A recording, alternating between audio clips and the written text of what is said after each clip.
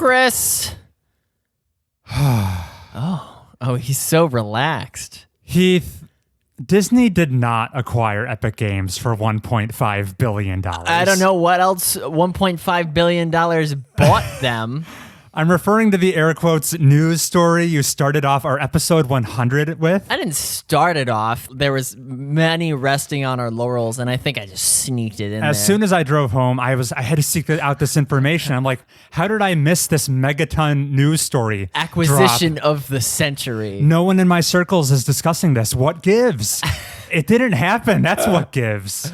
Heath, Disney just made an investment into Epic Games to obtain a single-digit percentage stake in the company. Single digit? You can't buy Epic Games for $1.5 billion. They're valued at more than $20 billion. Sorry, I heard B and I thought. Did you read half a news headline and like, hey, I can bring this to my video game podcast. No further investigation required. You know what? Good thing my Pulitzer Award winner co-host, Chris, to make sure that Mobius Tubes is the most reputable show on your ears. I'm putting you on blast because now this fake news is immortalized on our 100 episode. You totally could have cut it out. Totally could have cut it out, but it was too much fun to get to roast you right now, so I left it in there. All right. Anyway, that's the corrections section. How are you, Heath? I was better.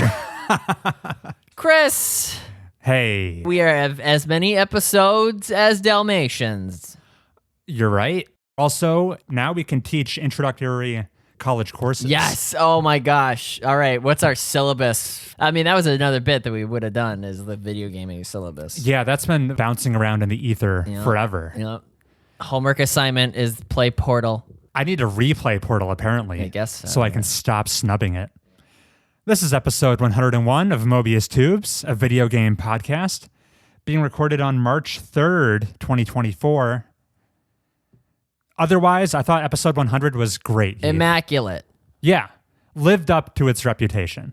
Man, I wish you were at game day this morning. People had thoughts on it. Oh, because you played Horseless Carriage finally. Oh, no. That still has not happened. All right. We just sat around sniffing our own farts, playing card games all day. That's my We type played of crowd. more bacon. My mouth just waters at the thought of it. Chris, I played a game. I've heard about this. Why don't we get right on into it? I played A Man with Many Fingers. What customer service we provide. Thomas makes a request. We're back the very next episode having delivered. Did I get the name right? The SEO for this game is horrible. Oh, A Hand with Many Fingers. Did I say that right? I said The Man. Okay. But that's funny because Michael Hand is the primary antagonist. So the man is a hand. Very, very and good. the hand is a man. Okay. I'm with you. Thomas brought us this game, and boy, did it live up to its vertical slice. Bailey and I cracked it open, beat it in one sitting, as you're expected to. Okay. The primary source of enjoyment for this game was its elevator pitch. Just the rows of cold case document bankers boxes on these racks in the basement. Thinking those are full of clues that we're going to do on the next case. Although the game is just one and done case. Okay. You're a detective and you're just burning the midnight oil trying to solve this red twine corkboard crime. It's not a cold case, is it? It's a recent crime? No, it takes place in Reagan administration. January 1980 is the latest it goes. Okay. Ask me questions, because I liked it a lot, and the scariest part of the game, Bailey and I disagree. Interesting. Yeah. On what vector do you disagree? She thought the scariest part of the game was when you heard footsteps upstairs while you were in the basement. Scariest thing for me, you go to open a box and then a message appears that just says, "This box is empty." And I thought, oh, a murderer is behind me. Okay. That's the immediate conclusion I jumped to. What modes of interaction do you have to sift through evidence? Looking with your eyeballs. You can't even flip the document over and hope for clues on the back. Okay. It's full, only front-facing clues in this police department. Not a single double-sided piece of paper. Which, if you're a criminal, now you're just going to write all the most nefarious deeds on the back, knowing that the cops are like, well, I see a photograph of 3 guys on the front of this page. That's all there is to see. How are you inputting the answers you've solved in your head? Like famously, other detective games we liked, Case of the Golden Idol, that's Mad Libs format. Right. How does this one work? This is who, where, when. Who, where, when? It's pretty also Mad Libs. Okay. If you get those 3 criteria, you will solve the game whether you want to or not. Or not. Like you're still busy investigating, but you just stumble on the answer. Yeah, I mean, after we beat the game, there was a credits mode where all the clues that you missed would populate. Oh, and you okay. realize, had I looked into that CIA operative's activities in the Middle East in 1969, I would have found that newspaper clipping. I see. But I was too busy investigating that guy's Vietnam activity. How capital I indie is this game? Ooh, very. Okay. It is very much, this is the kind of thing that you would bring to the big studio to turn it into a Disco Elysium. More of like a proof of concept of a greater game, maybe? Right. Yeah. Nothing in the production values to really write home about. No, they did as much as they could with the format that they had. They pulled Sure. an Undertale. They got that minimum viable product out the door. Right. Where does it fall in our Mobius Tube's canon of great detective games? Oh, I thought you were going to say on the top 100 games I've ever played. This is barely a game. It's more like a proof of concept. Okay. Those tabletop detective games that Bailey and I have played like a couple of. Oh, yeah. That you can get in the mail. Easily make the transition into on the screen. We didn't actively use the red twine to connect ideas, even though the board was getting heavily papered like a high school a cappella sign up. How does it rank on the detective things?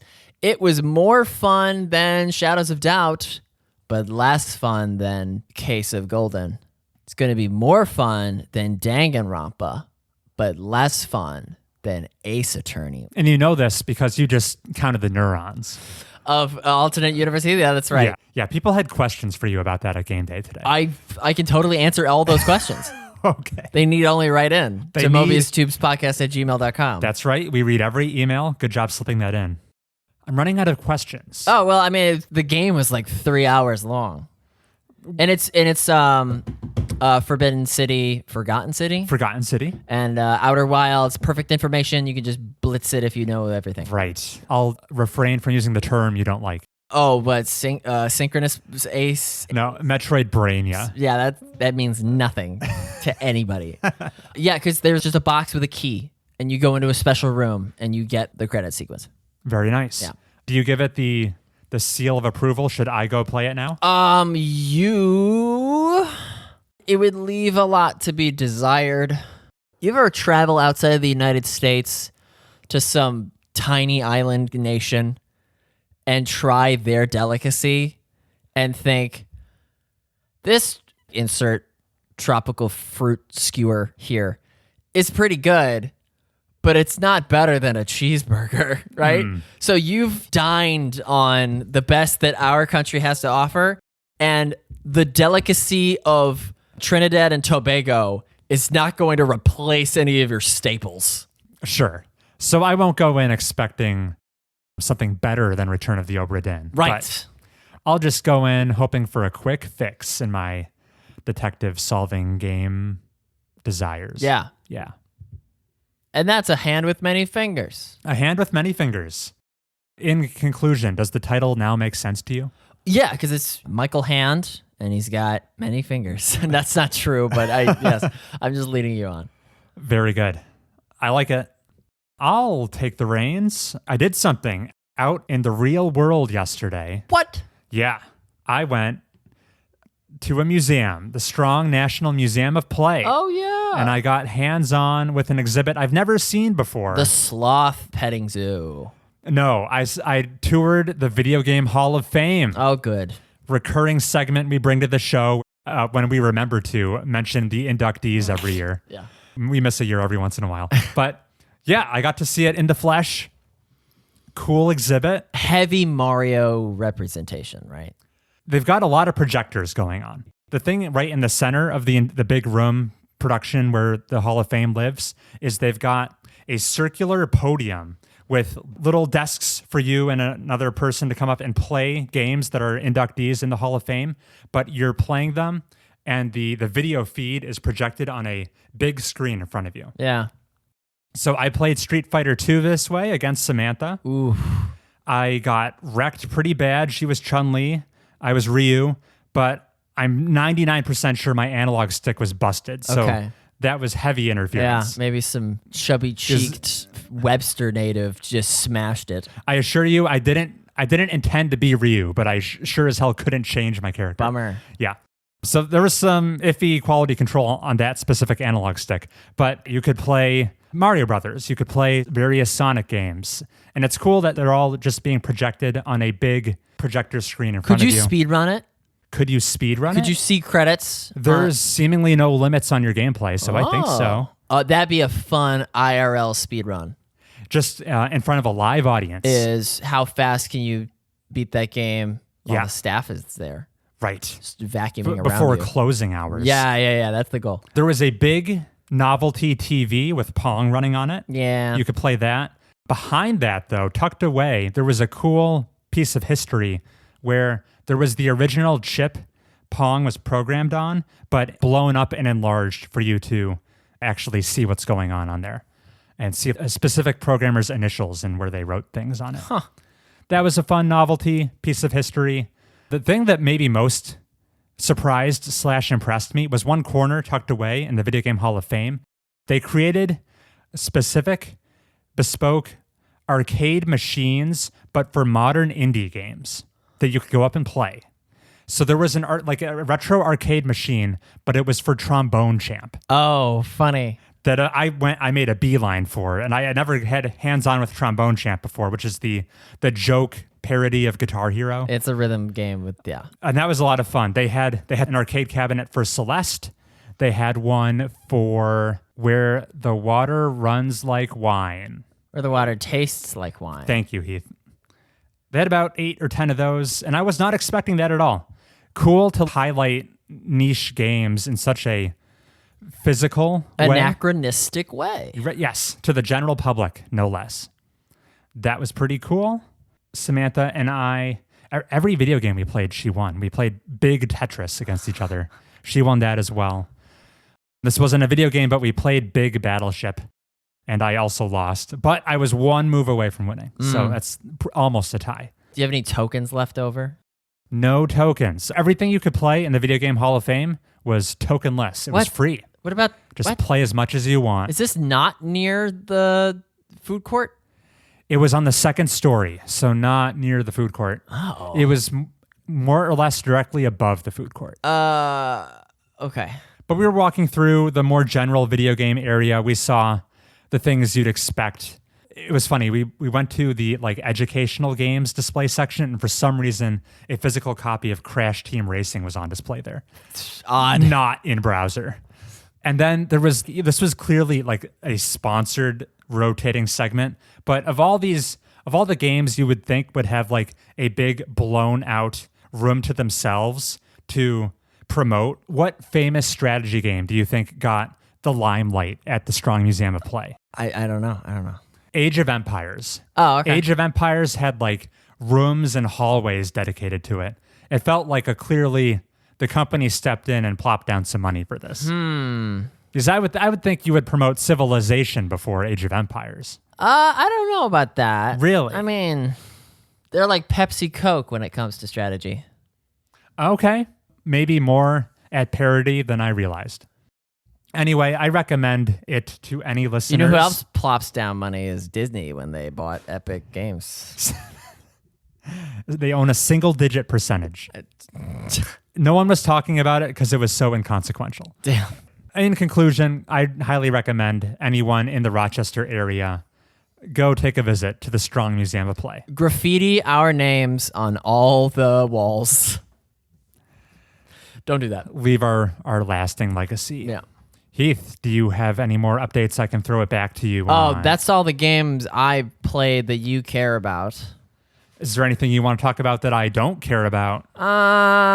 It's as much your podcast as it is mine. You need to get some revenge because I am going to bring up Midnight Suns again. Wow. What? But only because you've seen the credits. Moratorium is over because I have seen the credits. Now you're playing it again because it's like a Yoko Taro game and you got to beat it 3 times. There is New Game Plus, but I have had my fill. It is. I am so done with it for now. I have uninstalled Midnight Suns. Whoa. Yeah, free up that hard drive space. I guess I can transition if you want me to. Yeah, go. I'm all done with Marvel's Midnight Suns. You have every card. I've got lots of them. This has been my life for the past 2.5 months. It's been like the only game I played in 2024 so far. Final playtime. And there was some idle away from keyboard time in here, I'm sure. But my Steam clock says 120 hours, which is more than I've played any game recently, that's for sure, in the past more than 12 months. Yeah, I really liked it. It stuck the landing. Act 3 did not tarnish this game's reputation by any means. It was solid throughout. None of my impressions on the fundamentals of the card play are changing in this update. I just have some funny anecdotes, like the story of this game's DLC. I bought the extra characters, of which there's Deadpool, Venom, Morbius, and Storm from the X-Men. And they have their own kind of like side story. You play through them in a linear fashion, and it's all about vampires. Right. Chris just pictured what the boardroom at Firaxis looked like when they were pitching ideas for the story of this DLC. They're like, who should the big bad antagonist of our season pass extra add-on story be? And then someone from the accounting department raises their hand. Yeah, Johnson. We've already spent our entire budget getting licensed Marvel characters in this game. We can't afford any more. Marvel charges quite the premium.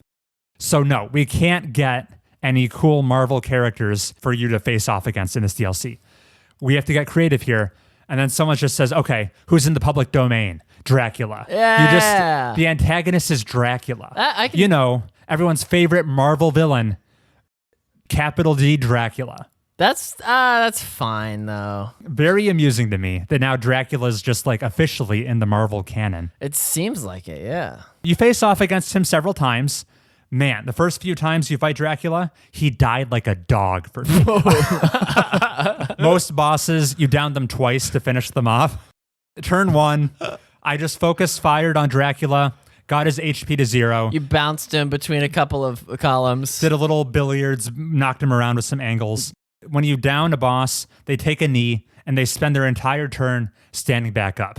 And then it was turn 2 of the Dracula fight. I just downed him again real quick. Dracula, the first 2 encounters I had, dude didn't get to take a single action. I thought, what a pushover. He had some dialogue, but your attack like canceled through it. What is a man? But Dracula got the final laugh because I hit the final mission of this DLC arc. And I hit the greatest difficulty spike of the game. Turns out, when Dracula does get a turn, he hits like a truck. So the first and the final fight of this DLC, I go in, it's predetermined which heroes you have to bring. I had Blade, Venom, and Storm were facing off against him in Dracula's castle. Okay. He had this ability called Frenzy, which changes the standard turn dynamic, where it's no longer I do all my actions and then the enemies act. Now, instead of a I go, you go type of scenario, Dracula gets to interrupt your turn. He gets to perform all his duties after a certain number of card plays that you make. Every 3 cards you play, it's Dracula time. Which incentivizes you to make every card you play really count. You need a lot of utility per card play. And man, my 3 heroes were not spec'd like that at all. Okay. They had a bunch of freebie cards that I could just throw out there willy-nilly, do a bunch of chip damage, that kind of a thing. I was not tailored to fight this guy very well. Suddenly, I had to weigh big opportunity cost decisions. I would end my turn prematurely with 1 or 2 card plays remaining just to prevent Dracula from acting.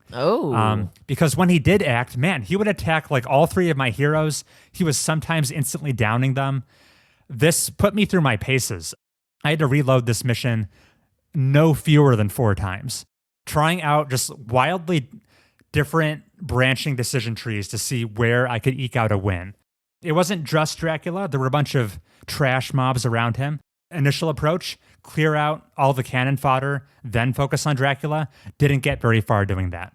Then I took a more balanced approach, take out a few key targets, and then focus on Dracula.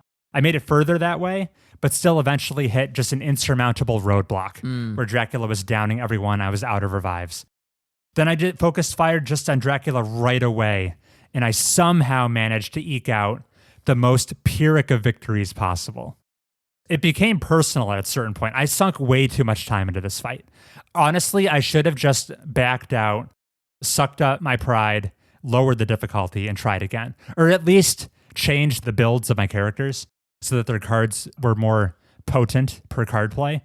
But it was cool to see, because I have never been forced to see every permutation of a way a fight could go in Midnight Suns until this fight, because it was mandatory for me to do so. It was cool to see how different each individual fight really can play out. The cards you are dealt in your hand, they don't dictate the fight. It was apparent to me you have a lot of agency in how you play the cards. It's not what you're dealt, it's what you do with them. And that was interesting to see. So honestly, now that I know that I beat it, it was a highlight of the Midnight Suns experience, this Dracula finale. I get that. Yeah. I've also seen the finale for like the main campaign. And I liked the structure of the final climactic showdown. They found a way to incorporate, because this is an ensemble cast. You've got more than a dozen Marvel heroes you've been playing with at this point, and they each have their own deck. And the final encounter found a way to incorporate everyone, at least to some degree.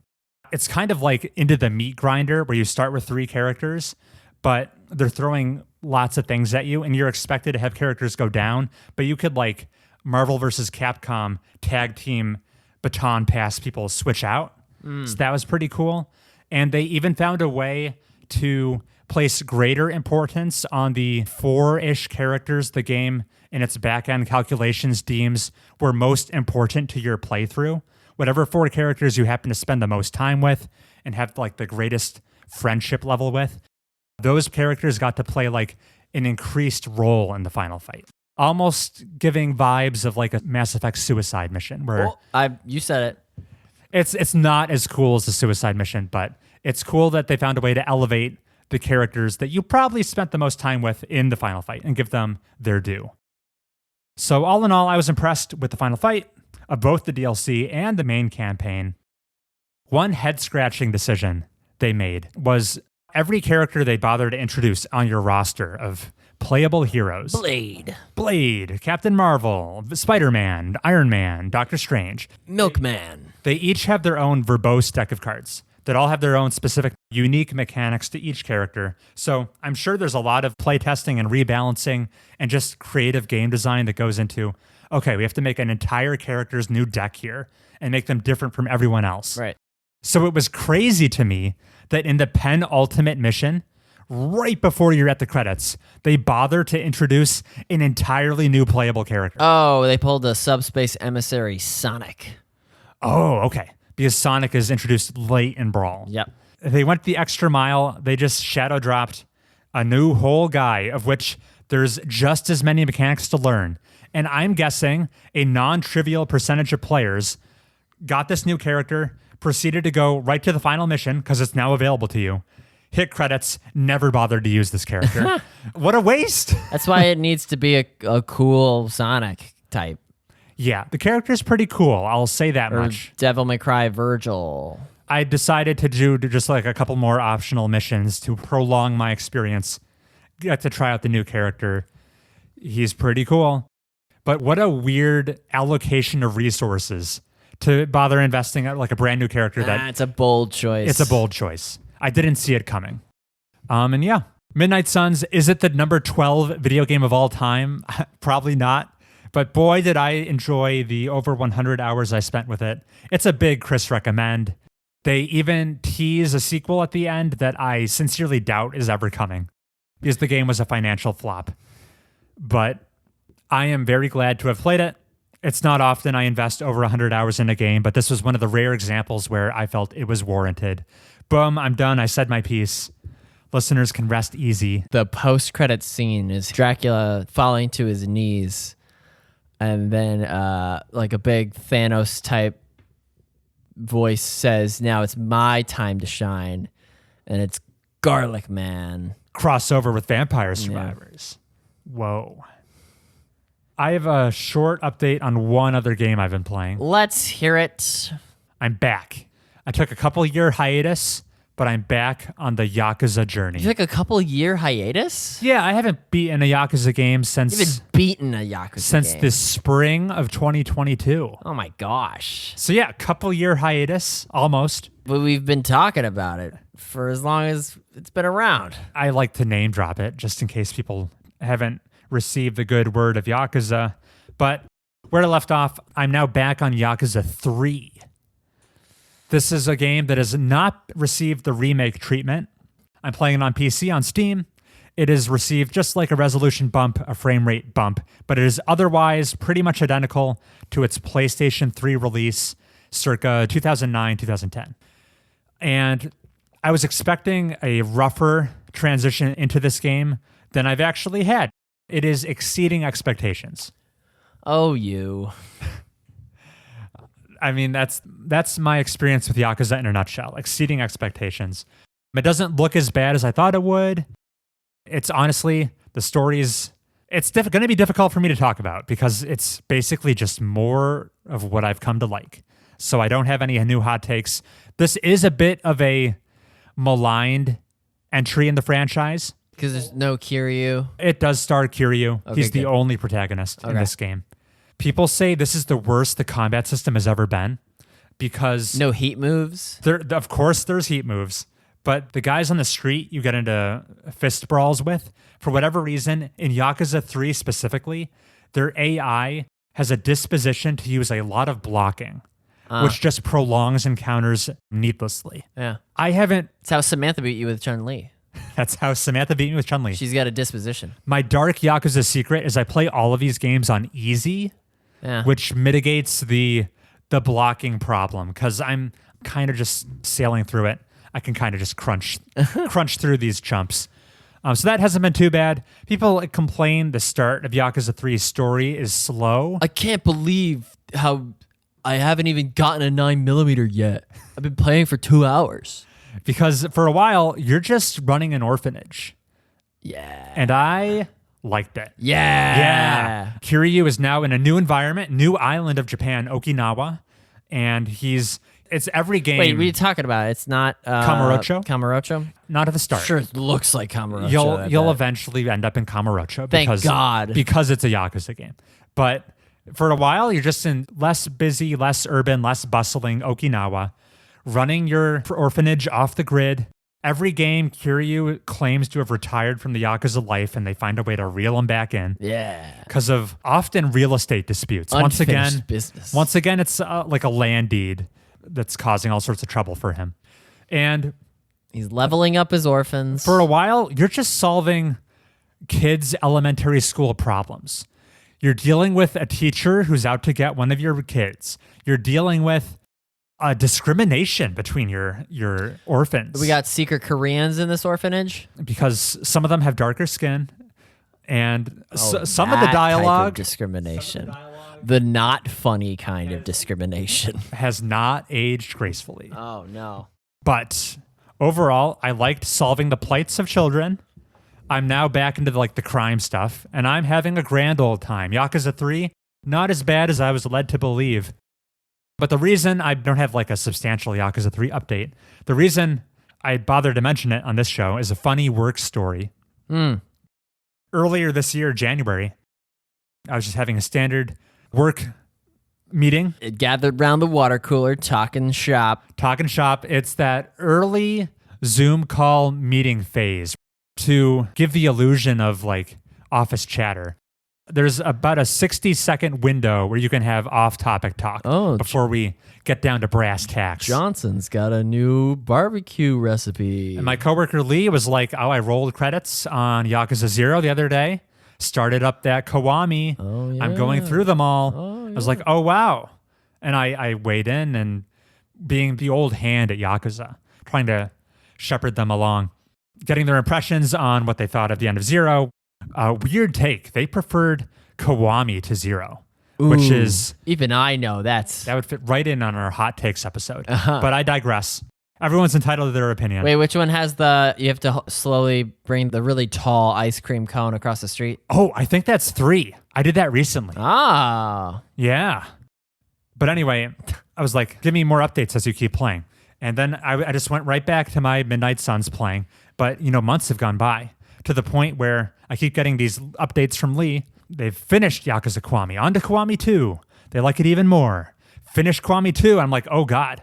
And to the most recent update, they're now ahead of me in Yakuza 3. Whoa. Already, in just the course of a couple months, Chris the Master has become the Yakuza student. Yeah. Lee has achieved what has taken me 5 years to do, and they're already ahead of me. Is he doing only Critical Path? They don't like the real estate minigame. They didn't like the Hostess Club. So that's a lot of my Yakuza experience, getting deep on those verbose minigames. Yeah. So I guess they're critical pathing it a little bit, but it just... I'm playing out of desperation to catch up. You can't be friends anymore. You have to mute during the chit chat Zoom meeting because God forbid he lets a detail slip. Yeah, God forbid Yakuza spoilers are in the chat. Yeah. No, it was just very funny to me that I've already fallen behind this Yakuza neophyte. I am the one who is ignorant now. Well, you're going to feel that type of way when I beat Infinite Wealth before you play Like a Dragon. What would your take be, just jumping right into Infinite Wealth? I'll be like, this Ichiban character is crazy. I like the Pokemon minigame. It's Animal Crossing. No, you are correct. It's both, isn't it? All right, that was my Yakuza update. I'm back on the trail. All right. With that, should we take a break? Sure. And when we come back, we'll have some hot news to discuss. See you then.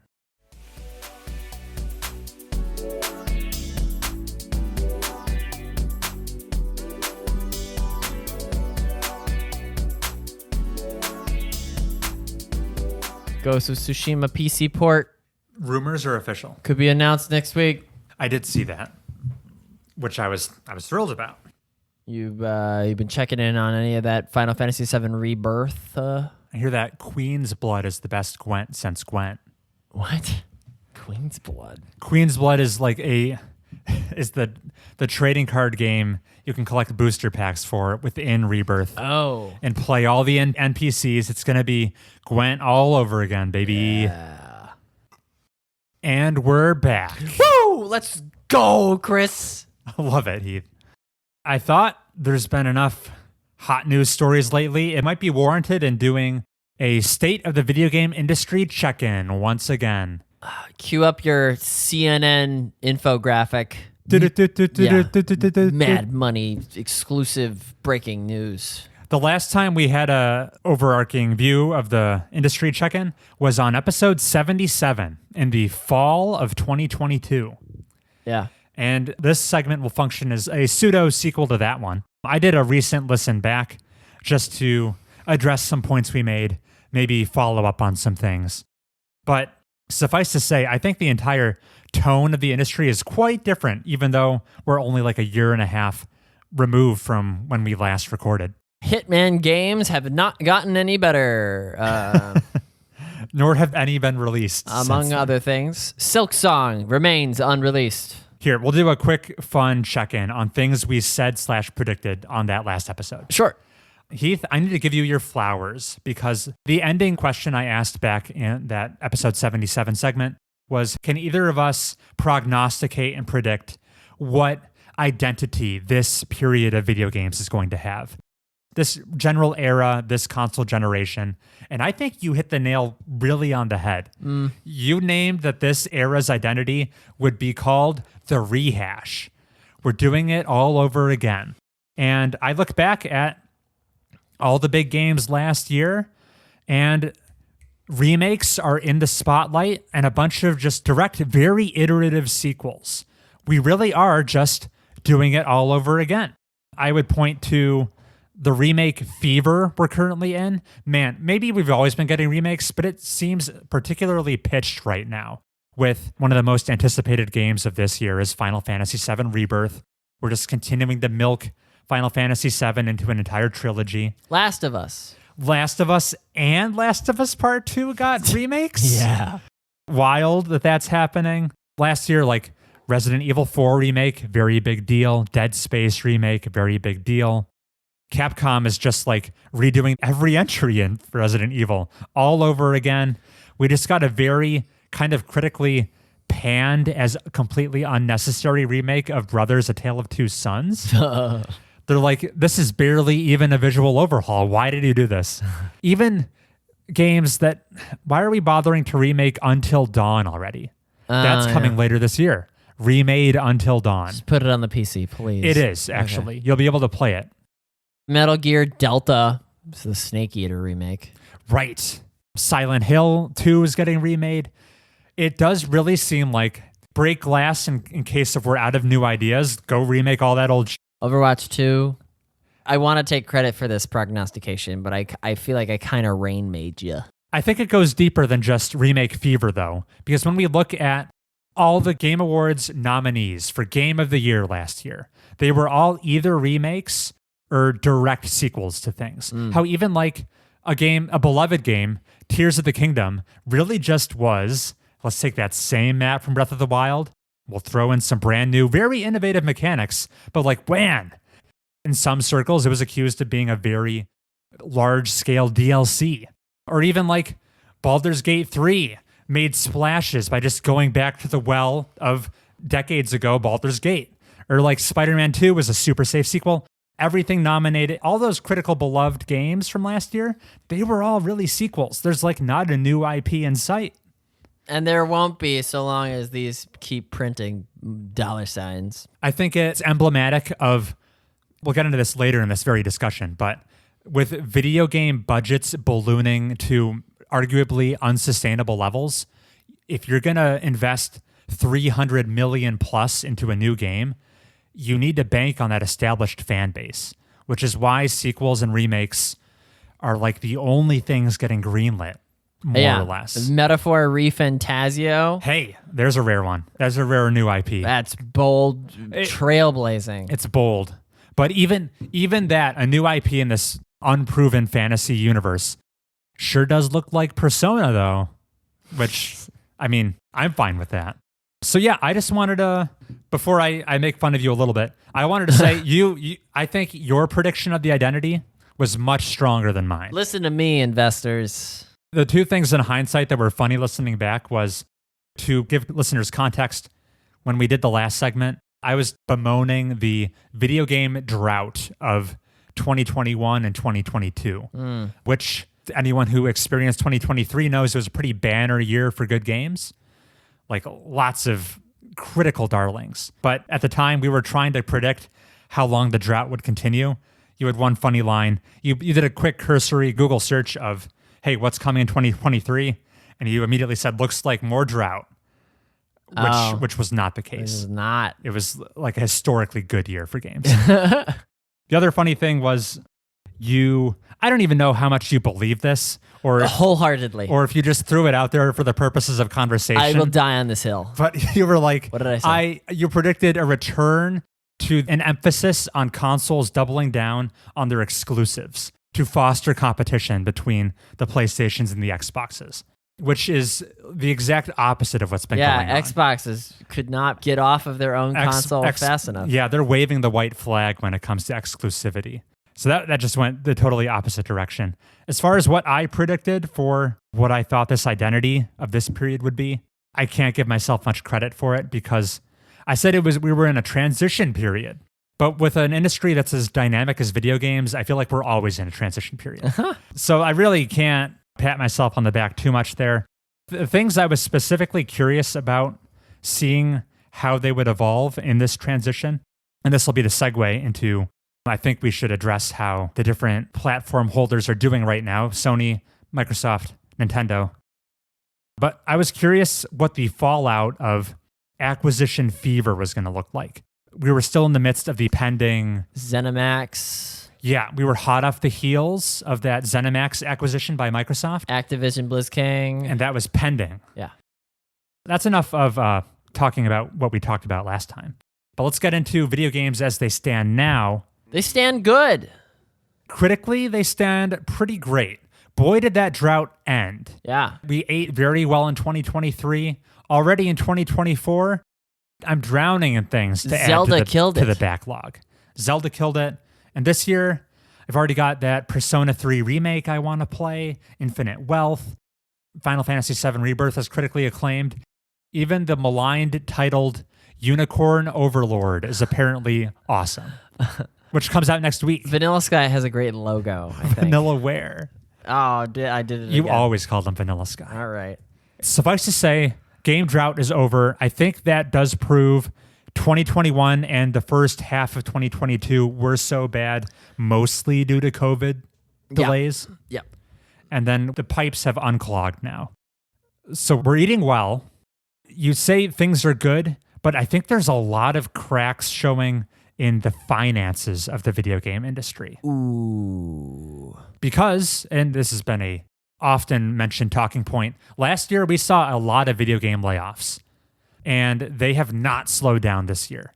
We had a big Sony layoff just last week. Yeah. Microsoft as well. They're trimming heads. And this is not my own.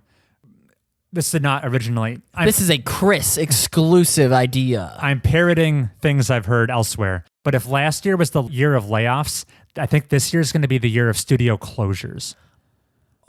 I'm trying to think of a studio I care about. Not Team Cherry.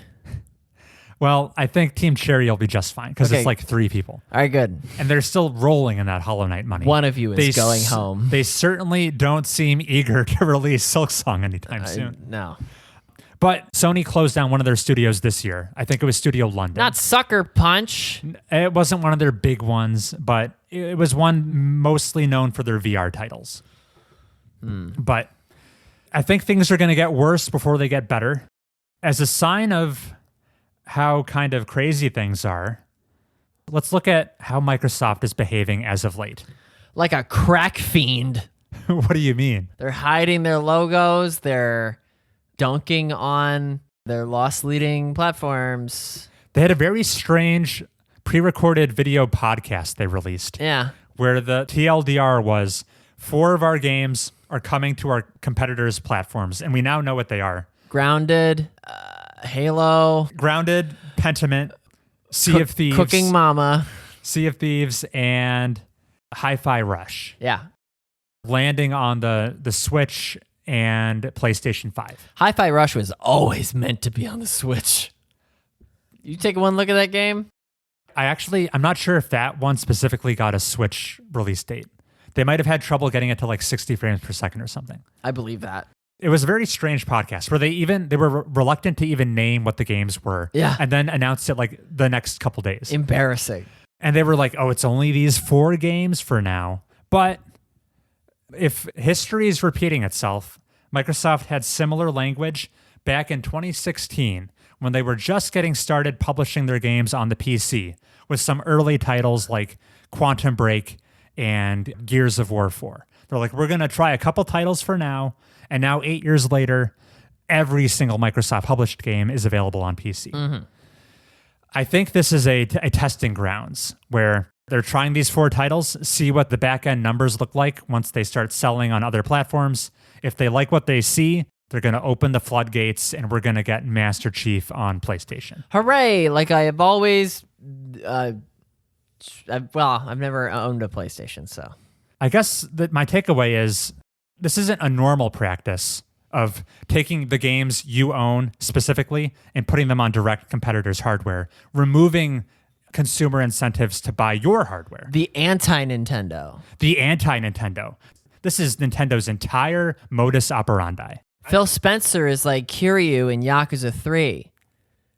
He's just growing these IPs to send them out into the world. Away from his orphanage. Yeah. No, this is not the usual playbook. This does not follow conventional wisdom. I think it smells of desperation. Ooh. I think this is the writing on the wall that the big bet Microsoft made on subscriptions are the future way to buy video games with Game Pass, it's not panning out. In the same video podcast they released, they announced Game Pass subscriber numbers for the first time in something like 25 months, and they were flat, which is not what their future growth projections were aiming for. Yikes. So I think Microsoft's been a bit backed into a corner. Some theorizing I've heard more knowledgeable people say is Microsoft, massive company. Xbox, relatively small portion of Microsoft as a whole. Right. Their main business is Windows operating systems. Their main business is 3D pinball. So Xbox has been allowed to churn, moderate profits and be pretty decent performing for many years. But now there's increased scrutiny on the Xbox department that they sunk that $70 billion Activision Blizzard King deal. What do you have to show for it, Phil? Right. Now Big M Microsoft is looking at smaller Phil Spencer and being like, let's see some returns on that investment. Ooh. And the only way to get those returns is to start porting their games to platforms with larger audiences, which will make Xbox more money. And at the end of the day, they're a business. They're trying to make money. Yeah. I just wonder, we're years away from this when the next generation of consoles launches. So the Switch 2. Switch 2, that'll be coming sooner than these other ones I'm referring to. That's going to be disappointing. We'll talk about Nintendo, and I'm wrapping up Microsoft. Microsoft. But when the PlayStation 6 and the Xbox Series Super X come out in, I would guess, 2027, and consumers have to once again make that $500 purchasing decision of which plastic box do I get that is at a similar price point to play similar games. If one of those boxes, the PlayStation, is receiving Microsoft games and the Xbox is not receiving PlayStation games, aka one of these boxes plays strictly a subset of games the other one does, why would you bother to buy an Xbox? Right. If one is just strictly inferior. Oh. The whole thing with consoles to me is these boxes are already quite redundant to own more than one. True. They look similar, they cost the same, and they serve a very similar function. There's just this handful of titles that differentiate them. And if that handful of Microsoft titles is not there, I think Microsoft's already minority market share in the console business falls even further down. Ay. They become an even smaller player. Can they do anything right, Chris?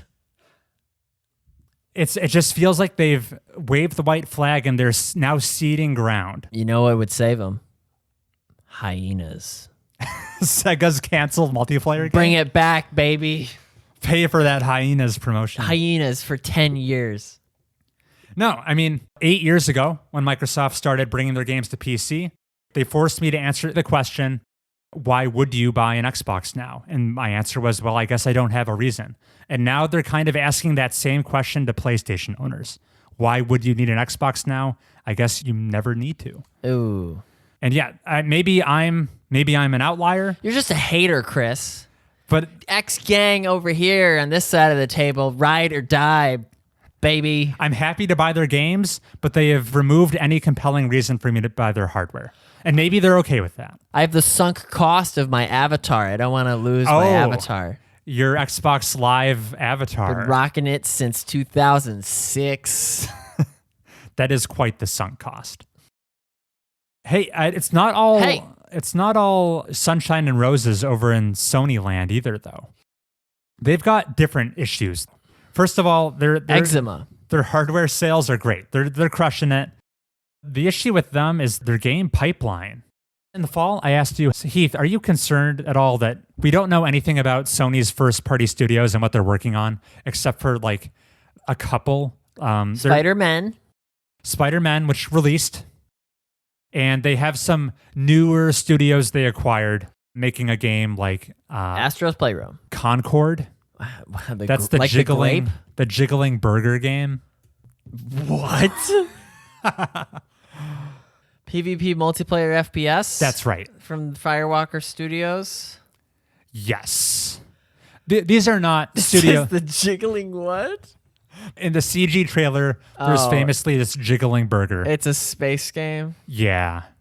Oh, it's a Guardians of the Galaxy like. We know so little about it. But all the Sony studios you expect to hear from, your Sucker Punches, your Guerrilla Games, your Naughty Dogs, we really don't have anything announced. And they like to surprise us like they did in 2023.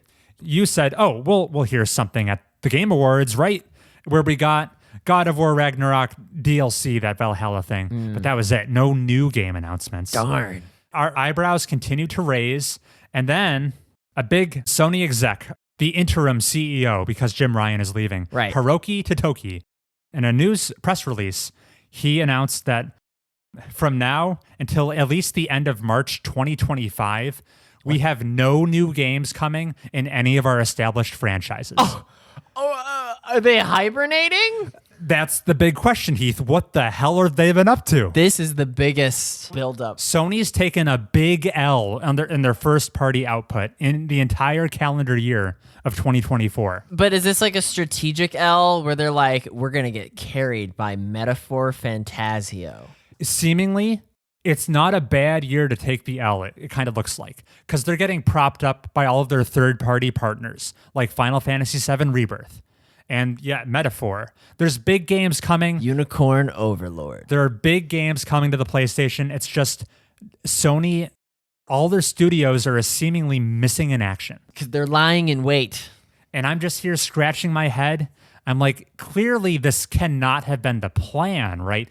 You don't have a 18-month gap of release. That's never according to plan. So there's some mismanagement going on behind the scenes. I think it's just increasingly evidence of, man, for if you're making the most AAA of video games, production calendars and budgets are unsustainable. The amount of money Sony spent on Spider-Man 2, they're making marginal profit on it, which is not where you want to be. If you want to make profits from your video game, you make a free-to-play league type. Or not, well, probably Fortnite too. Yes, free-to-play games with massive microtransactions on the back end. Those are probably high-margin businesses. They just print dollar signs. That's what Sony's doing. They took one look at their Spider-Man, and they were like, we got to go back to the lab again, boys.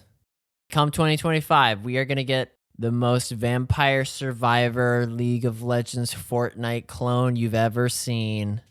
And Sony will finally see some of my money in the form of not a digital camera, because that's the only Sony products I buy. That and the occasional flat screen TV. Don't worry, boys. Pal World will carry us during the gestation period. Thanks for vamping for me, Heath. What I was going to say was the video game business on the AAA side, the profit margins are shrinking, not because the audience for games is shrinking, but because the production costs are growing and the audience interest isn't keeping pace. Which means you're skimming fewer and fewer dollars off the top for profit. That's what profit is. This just benefits the consumer, no? Well, I mean, we're getting hotter games for the same cost. Right. Consumers are benefiting until there's no profit to be made, and then no one's getting any games. Oh, I don't like that. Sony reported its financials recently, took a big stock price hit when this bad news came out. One key metric, the operating margin in the gaming business, came in at just under 6% for the December quarter of 2023. And by contrast, that's shrinking because 1 year earlier in 2022, that was 9%.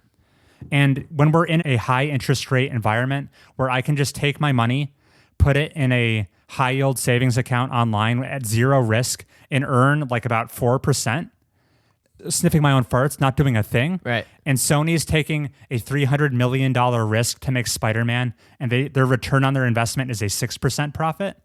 That doesn't add up.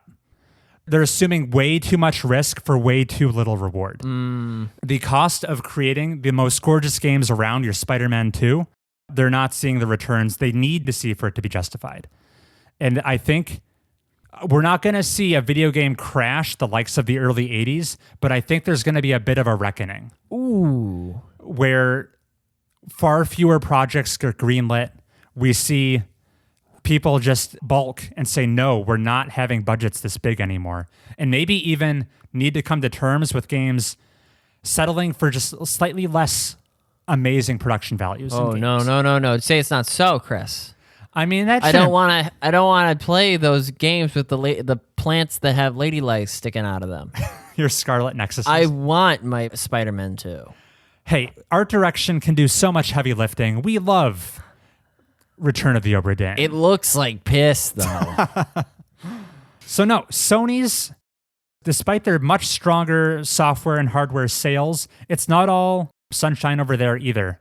They have their own host of problems, like their bad game pipeline. They're just missing this year, and their worrying shrinking profit margins.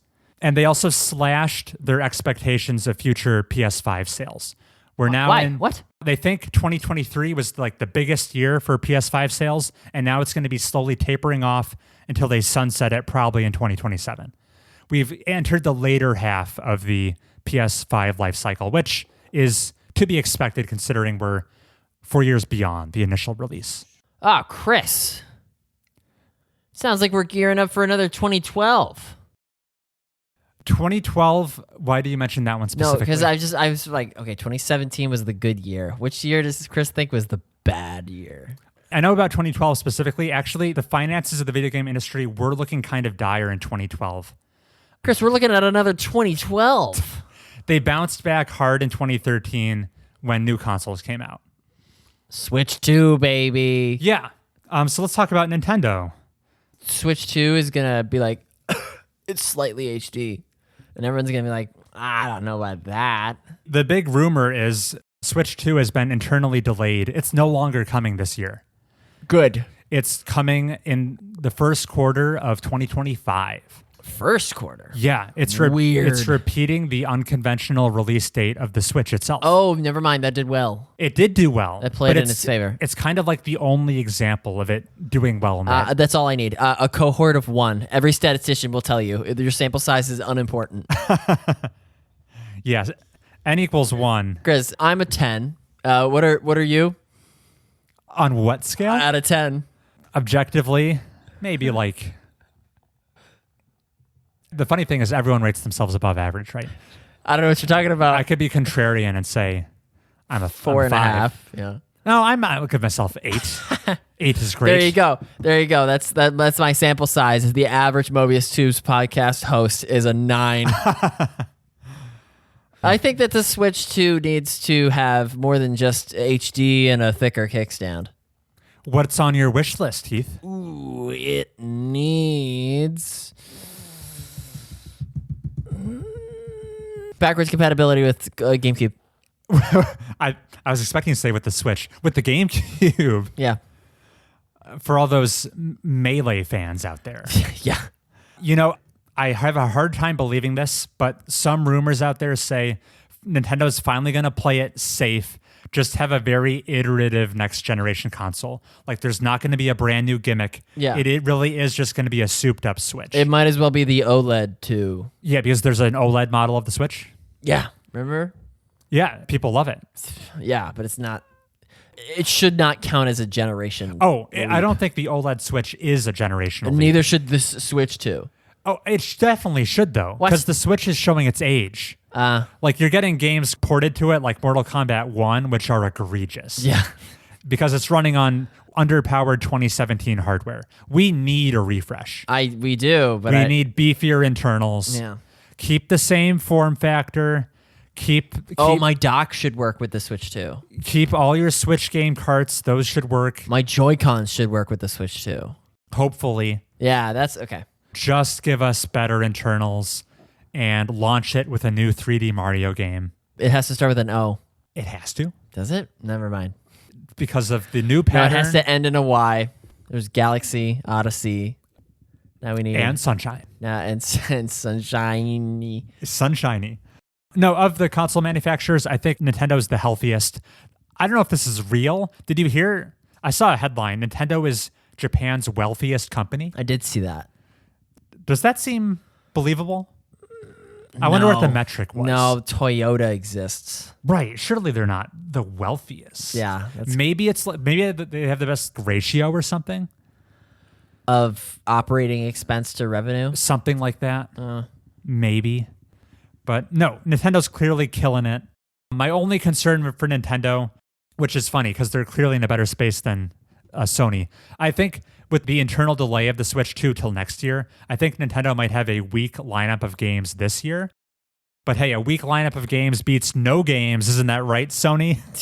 Yikes. Because they're releasing, at the very least, Nintendo is releasing, they have that new Princess Peach game. Oh. They're remaking Paper Mario: The Thousand-Year Door. And Metroid Prime 4. That's not confirmed for this year, but maybe. That could be a Switch 2 launch title. Can I play Hades 2 on my Switch? I would bet money that you could.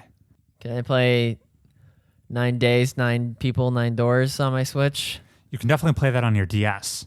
Overall, I think this isn't really a concern for us, the consumer, too much, but I think a lot of cracks are showing with the behind-the-scenes financials of the game industry.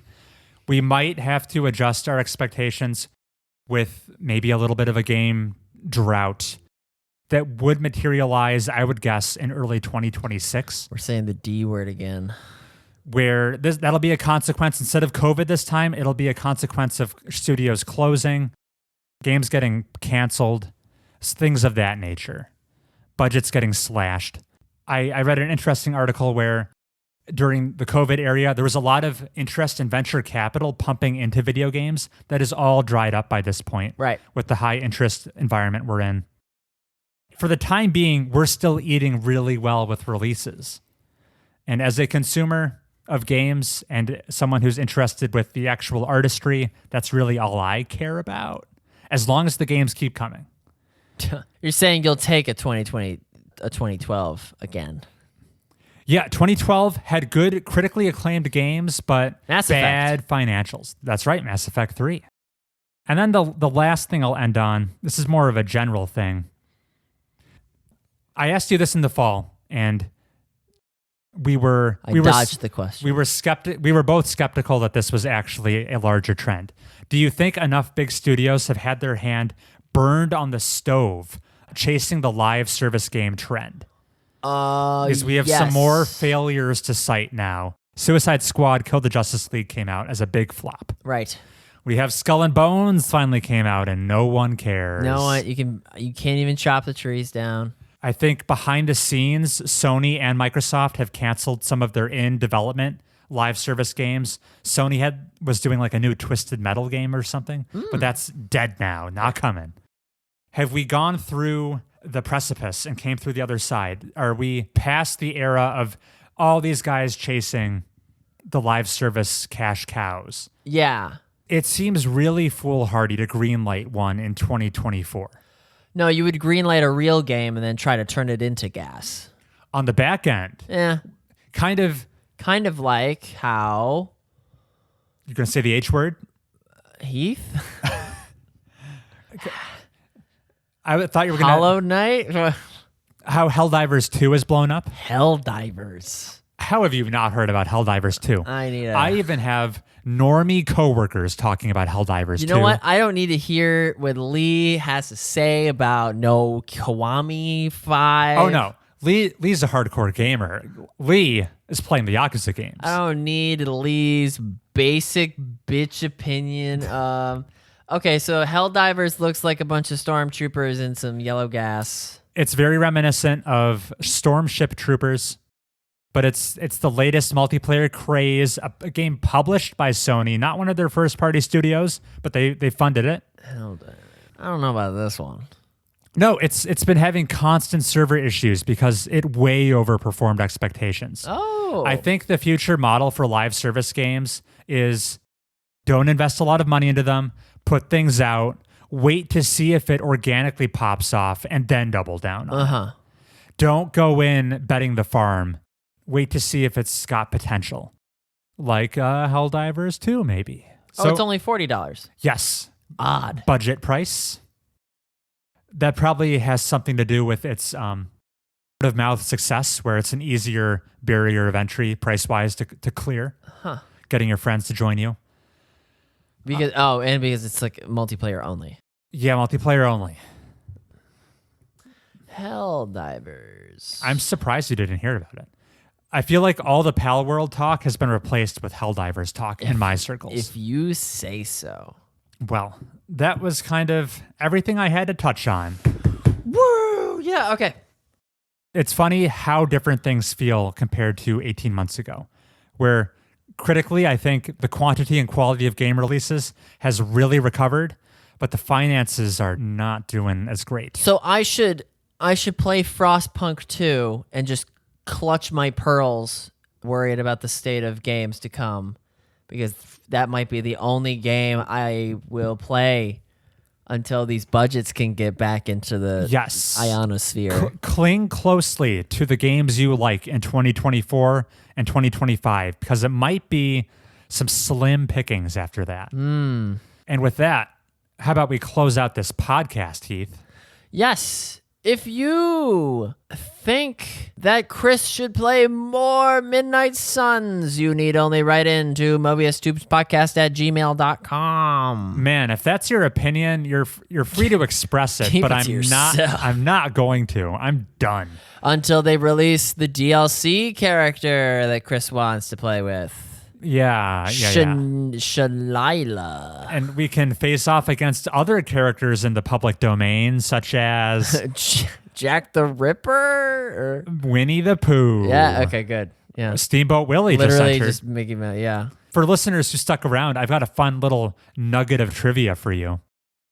I was supposed to include this in the Strong Museum of Play segment, but I'll just sneak it in here. It might end up in that segment. On display behind a glass case, there was like, oh, here's every console ever in chronological release order. Ooh. So all the way back to the Magnavox Odyssey? Yeah, Magnavox. Magnavox Odyssey. All the way up to the contemporary stuff like the PS5. And I was just looking through them, looking at these dinosaurs. Yeah. And then I was just looking at the more contemporary stuff until I hit sandwiched right between the PlayStation 3 and the Wii U. Released in 2009, I was really scratching my head. What the hell is this Zeebo? A console called the Zeebo. I thought I was being gaslit by this museum. Yeah, somebody inserted their prototype. I didn't even confuse it with the Ouya, which was there. No, the Zeebo was targeted at developing markets such as Brazil and Mexico. Never heard of this thing. If you've been hands-on with a Zeebo, you please write in. Yeah, you're a diamond in the rough. I need to know how you play the Zeebo. Launched in 2009, discontinued by September 2011. So a short lifespan there. Yeah, I'm kind of a Z-boy.